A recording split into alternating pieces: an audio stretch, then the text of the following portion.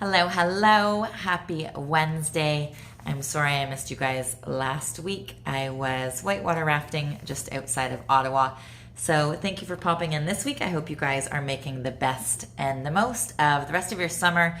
The kids, before they go back to school and so forth.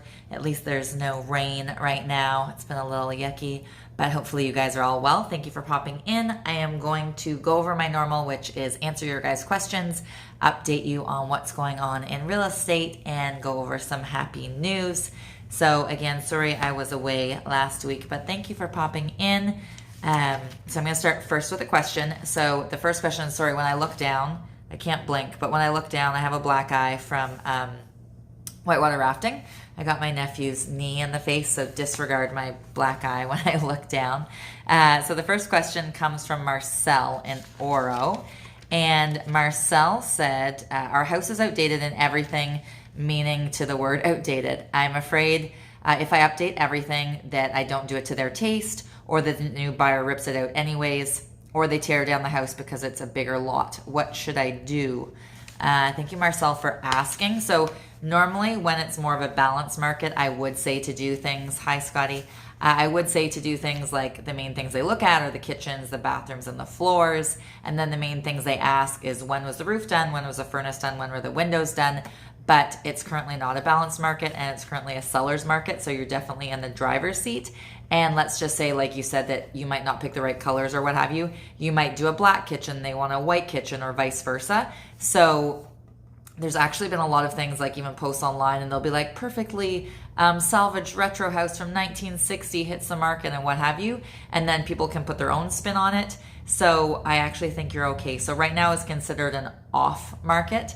So what is good about that is that you're more in the driver's seat because there's not as many listings available. Yes, there's not as many buyers, but there's not as many listings either. And people are always moving year round. So there's always people that have split up from their spouse, or they find out they're having twins, or they get a new job, or they were locked in at a rate of like 3.8 and now they can get like 1.2 or something like that. So they want to move up to a bigger home and cash in. So there's always people moving.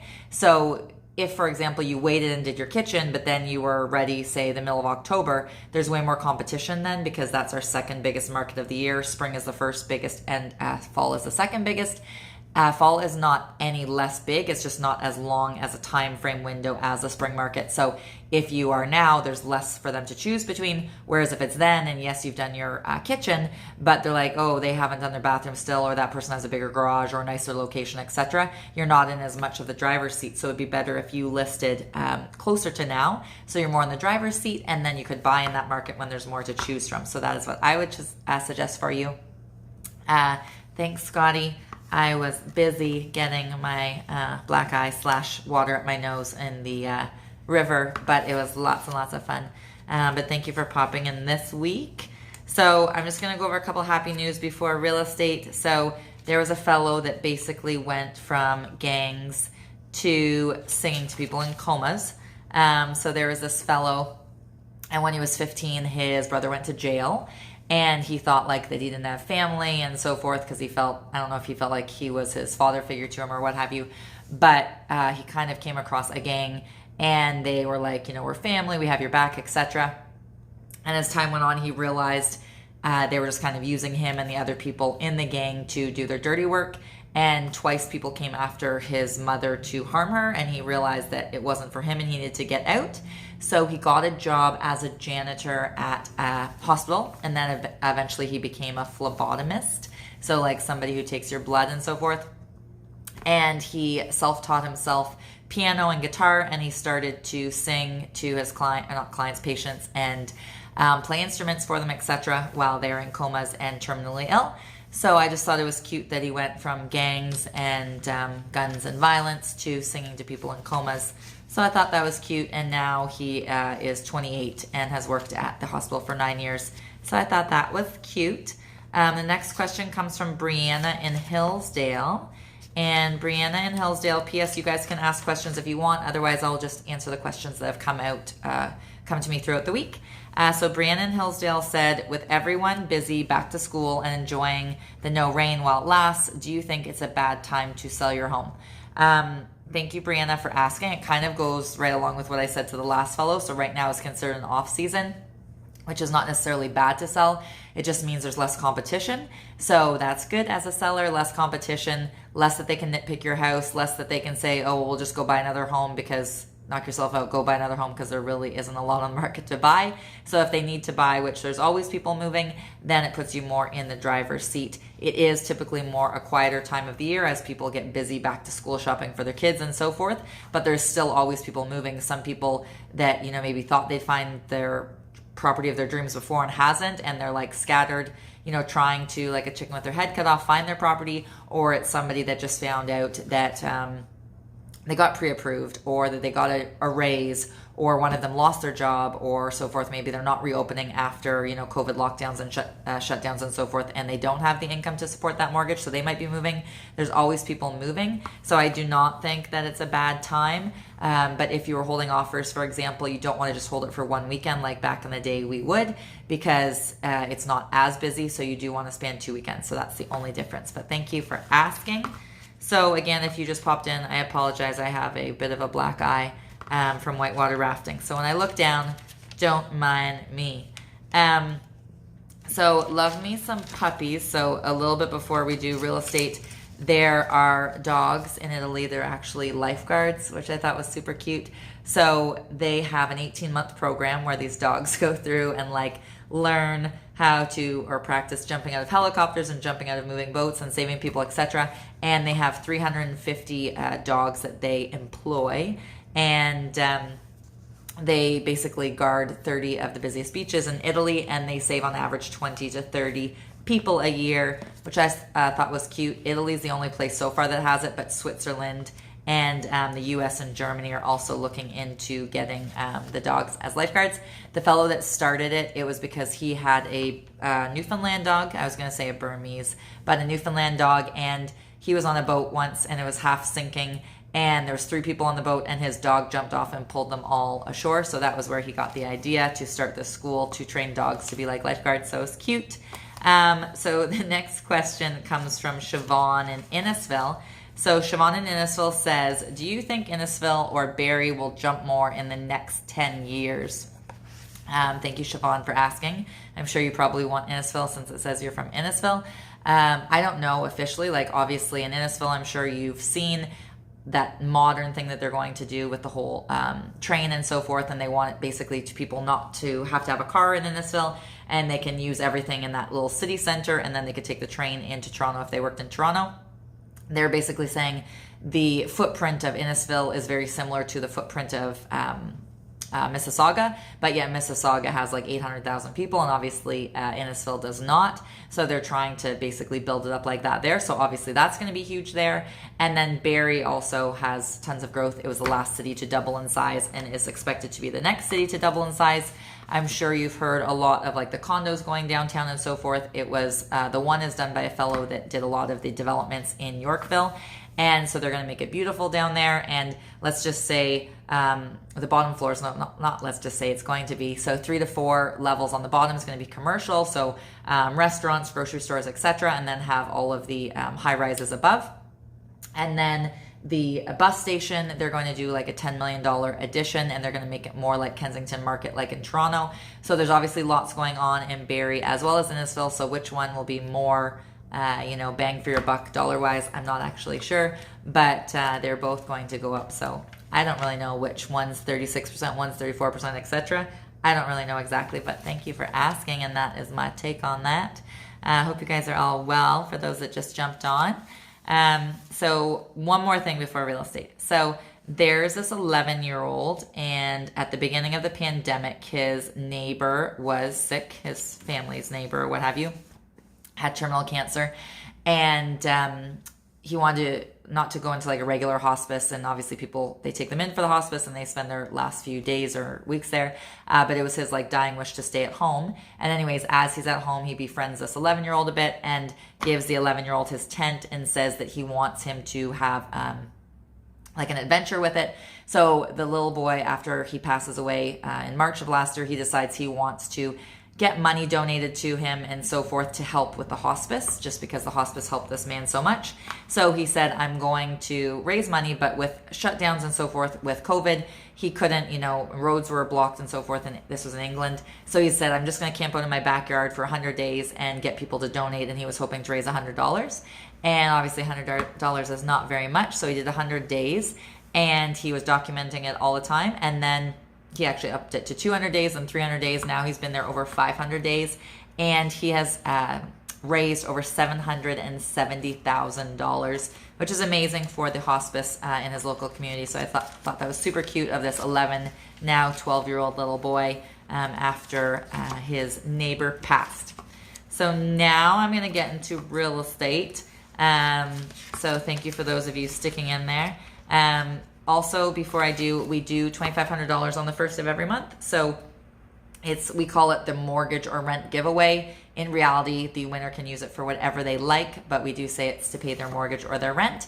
The person that nominates them does not have to live in Simcoe County, but the person that wins does have to live in Simcoe County. So somebody can live in Sudbury and nominate somebody in Innisfil, or somebody can live in Newfoundland and nominate somebody in wherever, Creemore or something like that, and the person has to be over the age of 18, okay? It has nothing to do with Cripps Realty. It can be anybody, and it could be for a sad reason, a happy reason, it doesn't matter. We don't tell people's personal reasons of why they win. And then on the first of the month, stay tuned, and we will surprise somebody with a check for $2,500, so feel free to stop in on this on the first of the month at 9 a.m. Okay, so to real estate. So lots of people don't hear the whole story of real estate, and they hear like something's down or something's crashed or blah, blah, the bubbles burst, etc. But please just make sure that you know like all of the facts before you kind of keep spreading that telephone, when they say broken telephone and it goes through people. Before you start spreading all that, just make sure that you know the full story of that. Because basically, yes, things have been down. The amount of sales have been down since February, since March, etc. For example, in August and July, but the prices are not down, okay? So if you just hear down and you think everything's crashing and what have you, that's not actually the case. So I just wanted to make sure. However, Canada as a whole, just because people ask me a lot of different questions over the weeks and so forth. So Canada as a whole is up 24% over last year's average, but you might have heard like Canada is down, which it is down from February. But it's always less busy in August, obviously, on average. That's why I called it an off market if you were listening earlier, because August is obviously not as common that people are moving as they are in the spring market. That's why everybody says, if you ask anybody in the street, what's the busiest time of year in real estate? It's the spring market. Why is that? Because people want to move in the summer, get their kids situated before school starts and so forth. So that's just common. It's always going to be less in August than it was in March, April, etc. So it's not like, oh, the market's crashed and it's crazy. That's just what happens every single year. So just be aware of that.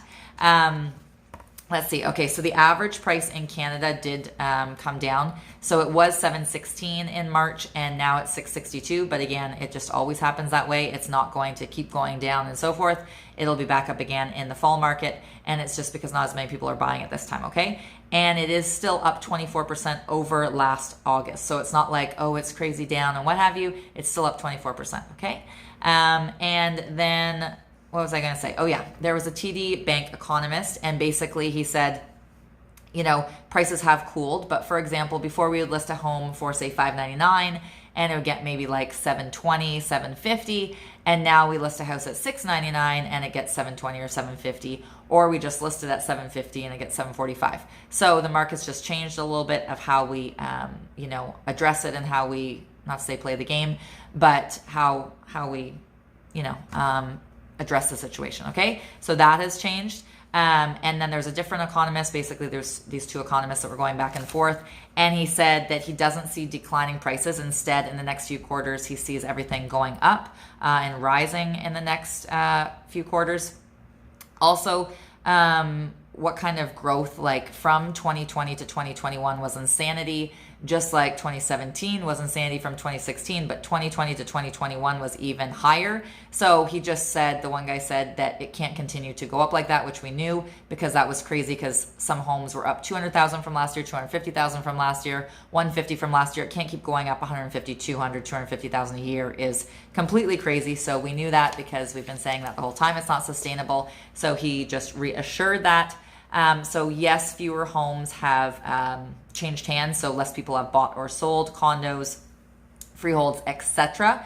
But it doesn't mean that, you know, there's a price drop or a bubble burst or anything like that. And it also does not mean that it's more affordable for first-time buyers, okay? So it's not like, oh, things are down and they used to be 800,000 and now they're 300 and now these people can buy. It does not mean that. So even though the number of sales has been down for the 4th month in a row, it does not mean the prices are down, okay? So I'll go over all the prices locally in a little bit. So July was actually the second busiest July that since they've been tracking statistics. So even though, again, less homes were sold than last year, it's still the second busiest, okay? So don't think like, oh, I can buy all these homes for cheap. So you can't anymore. So sorry to burst your bubble. So just to repeat, the number of homes selling is down. However, the sales price is way up. And again, I will go over the exact prices with you guys later. So far in Canada, Ontario has the highest up over last year, which is just over 30%. So March and February are still a lot like 2017 with the insanity. So the frenzy has basically left from February and March, but the market is still strong, okay? So just people tend to list higher, closer to what they want, as opposed to wanting 200,000 or 350,000 over. Now they're just listing closer to what they want. They still get that in that price range and what have you. It's just listed differently, okay? So we were at a listing appointment the other day, and the people had bought their townhome in 2017 for 400, and they're like, we bought at a high time, like we're never gonna be able to sell for high, you know, blah, blah, we're gonna take a bath and so forth. We bought an awful time. They were first time buyers. And so we showed them comparables and showed them that their home is worth 650. So they made 250 in 4 years. So even though they did buy it peak of peak, it still made money. Just like if somebody bought right now, it is crazy and prices are really high over last year, but they're still going to go up in our lack of inventory and our amount of demand, okay? So don't think that you're going to get a crazy, stellar, cheap deal because you think the market is cooled, okay? So some people say it's cooled does not mean, again, it's the bubble is burst or what have you. Some people just say it's returned to its, again, normal in quotation marks, which was, again, lack of inventory before COVID. And there was still bidding wars before COVID and so forth.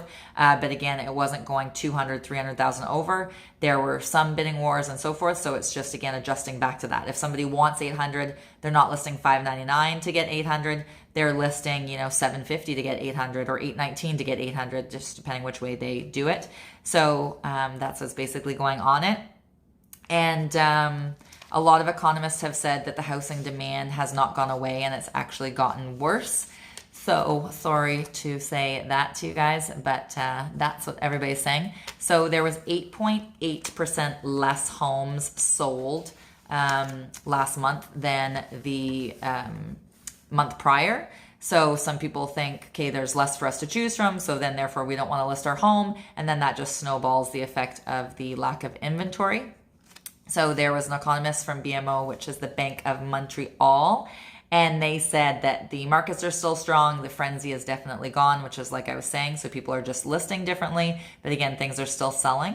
And then as like elections and so forth come up. So the conservatives basically have put a big thing in about real estate. So I'll say everything basically that they're saying, but in the end, I'll say kind of what what I think they're doing.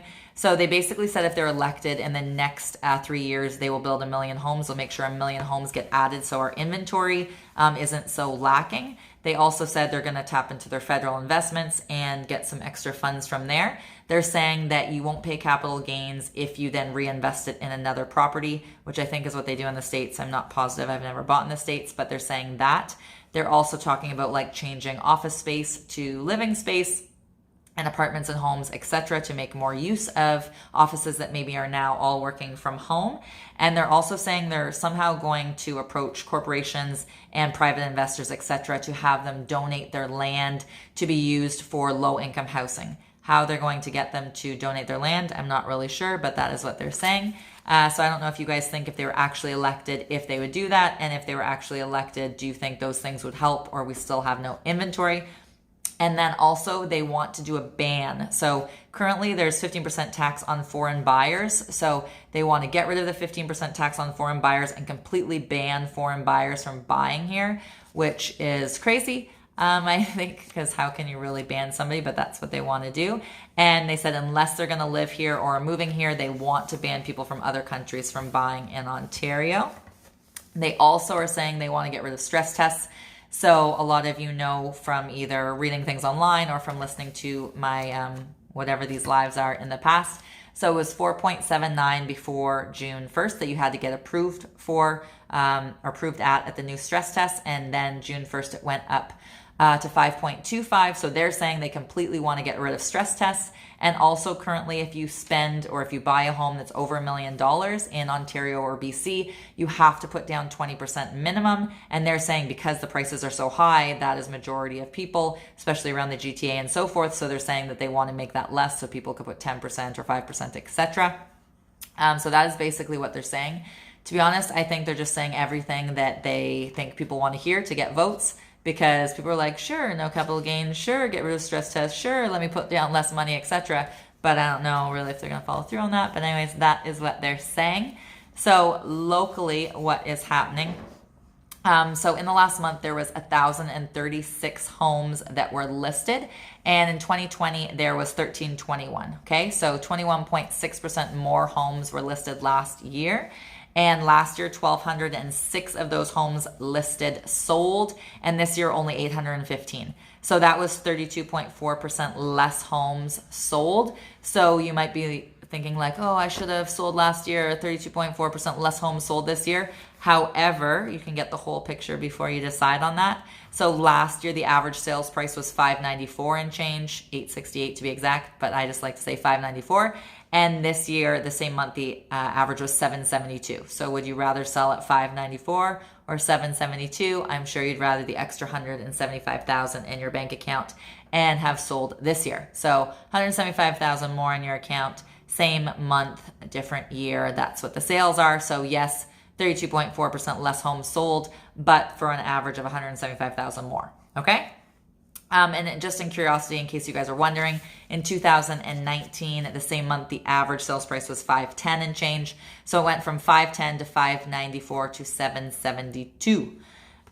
In Barrie, the average home was $732,000. Again, I don't like to do the little numbers after that, just because it's easier and not as complicated. So $732. The average condo was $492. And outside of Barrie, the average home was $790. In Innisfil, they average $813. So Innisfil is up over Barrie. Aurelia is $638 for the average home.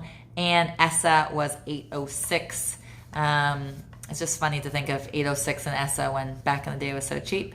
And okay, so since January 1st, there's been over 6,600 homes sold. So 6,645 to be exact. And that's 36.5% more homes than sold last year at the same time. And the average sales price year to date, so from January 1st to today, is $772. And that is up over 38.6% over last year.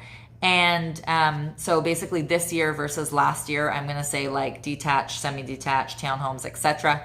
So last year, the average detached home was $600,000 and change. I don't say the change. This year, the average detached is $838. Last year, the average semi-detached home was $456. And this year, the average is $622. So $456 to $622. Then for townhomes last year, the average was $432. And for this year, it's $606. So $432 to $606. And then for condos last year, you could get a condo on average for $401. And this year on average, you're paying $514, okay? So that means the condos have gone up over 28%. The townhomes have gone up over 40%. The semi-detached over 36%. And the detached over 39%, okay? As of today, there are 798 listings on the Simcoe Real Estate Board. So from Bradford to Aurelia, 665 are freehold and the rest are condos. And again, if you just popped in, I apologize. I have a bit of a black eye from whitewater rafting for a knee in the face. Okay. Next question is from Jeremy in Barrie. So Jeremy in Barrie said, will it hurt me if for resale if I change a 3-bedroom, 1-bathroom to a 2-bedroom, 2-bathroom? Thank you, Jeremy, for asking. I'm assuming you are obviously adding an ensuite and changing your 3rd bedroom to an ensuite. So although people do like en-suites, it is a lot easier, to be honest, to sell a 3-bedroom than a 2-bedroom. even if a person's single, they often want a spare room. They want a home office plus their room. So it is easier if you could add, for example, you know, maybe in the basement, another bedroom, so you still have that third bedroom, or another bathroom in the basement or something like that. And then depending on your square footage, maybe you could just steal from another room, as opposed to maybe that bathroom. Maybe you have like a utility room on the main floor. I don't know if you have a bungalow or a 2-story or what have you, but maybe, or there's a closet, you could throw in, you know, an ensuite in a closet instead of stealing that actual bedroom. But to be honest, both 2 bedrooms and 3 bedrooms sell. So it's hard to say because I don't know like your square footage, if it's, you know, 1,100 square feet or 1,800 square feet or what you're doing. Like sometimes we go into 2,500 square foot homes and they only have 1 bathroom, which is really weird for that big of a home. So it's kind of hard to answer that without knowing your square footage, but both will sell, but it is a lot easier to sell a 3 bedroom. Okay. But thank you for asking. Okay. So we know we have all these random days, like it's National Cookie Day or it's National Donut Day or whatever. So yesterday was National Black Cat Day. Did not know there was such thing. And basically the cats in England were stepping up to the plate. There was an 83-year-old lady that went missing. And so they sent out like search squads or whatever you want to call it. And one of them came across like a cat that kept meowing. Turns out it was the owner's cat, and she had fallen down 70 feet down an escarpment. And she was like kind of near a river down below. So they were able to airlift her to a hospital. So the cat yesterday basically saved her life and brought people to the area. So I just thought that was cute, and I like anything happy. The next question comes from, where was I here? Oh, Jacqueline and Barrie. So Jacqueline and Barrie said, I heard you did a party. I heard you did a party lately for your clients. 2 questions. 1, do you only get to come to one the first year you buy? And 2, why do you do them? Thank you, Jacqueline, for asking. Yeah, we had one on Sunday. So we do them twice a year, actually, and you can come as many years as you want. You could have bought 15 years ago. You could have bought 2 years ago, but you can continue to come. And we always say the more the merrier, so you're allowed to bring guests. And I just do them because back in the day, I used to like have lunches with my clients and dinners and so forth. And as I got busier and busier, I didn't obviously have time to see everybody for dinners and lunches anymore. So it's just a fun way for me to still connect with everybody and see everybody. And I just like to say thank you to everybody. And I don't have, you know, kids and so forth. So it's fun for me to plan the fun days. The one is for kids that we do 1 party a year, and the other party is for adults. So that's what we do. But thank you for asking. I keep losing my spot. I don't know why. I have lots of stories with pets in them today. So you're just going to have to deal with my pet stories. So the next one was basically there was a family and they lost their 4-year-old dog. And they had kind of given up after a few weeks after posters and searching and so forth. And then she was doing her shift at Walmart, and there was a bunch of ruckus or what have you. And turns out there was a dog that had gotten into the store, and everybody was trying to catch it, but they couldn't catch it. And she left her till and went out, and it turns out it was her dog. And they don't know if like the dog had seen her get dropped off so many times by the husband or what have you, and somehow came across it and recognized it. But she found her puppy, so I thought it was cute. The next question is from Megan and Barrie. So Megan and Barrie say they say things come in 3s, but what if you feel like they're coming in dozens? I can't seem to catch a break lately. Do you ever feel this way? And if so, how do you get past it? Thank you, Megan, for asking. Sorry that you're going through, you know, rough times, or you feel like the universe is against you a bit. I would suggest, you know, changing up things, whether you go for a walk or you kind of jump around a bit, or you put on some of your favorite music, something you can sing along to. You watch something funny on TV. You take, you know, deep breaths, you do some kind of meditation or whatever, just to change your state, right? Like, I know it sounds dumb just to jump around a bit, but change your state a bit. If you can like journal for what you're grateful for, what you're looking forward to that day, and what you're thankful for, as well as something positive about yourself, and say it in the present tense. So I am, and say something. Don't say I will lose 20 pounds or I am going to have a better relationship with my brother or whatever. Say I am, you know, and say it right now in the present tense. I find that is very helpful as well to help ground you. And then regardless of what happens in your day, you tend to be more on track. So hopefully things turn around for you, just because, like you said, things keep coming to you, and things are like a magnet. So if you think that you're having bad things happen to you, they tend to continue to happen to you because your mind kind of thinks you like them. So hopefully you can change that soon. Thank you for asking. And then one more thing, I seem to have lots of things of pets and lots of things of older people. So there was a lady, she's 94, and she got married in 1952. And but it was in Alabama, and I guess there, like with racial inequalities and so forth, she wasn't allowed to go into like dress shops and wedding stores and so forth. So she had mentioned it to her granddaughter, and her granddaughter decided to like ask her what her dream wedding dress would be and so forth. She bought it for her. She got her grandma's makeup done and so forth. And even though her grandpa had passed away, she got like a garter made for her, and her grandma could wear the dress that she had always dreamt about, even though she was 94.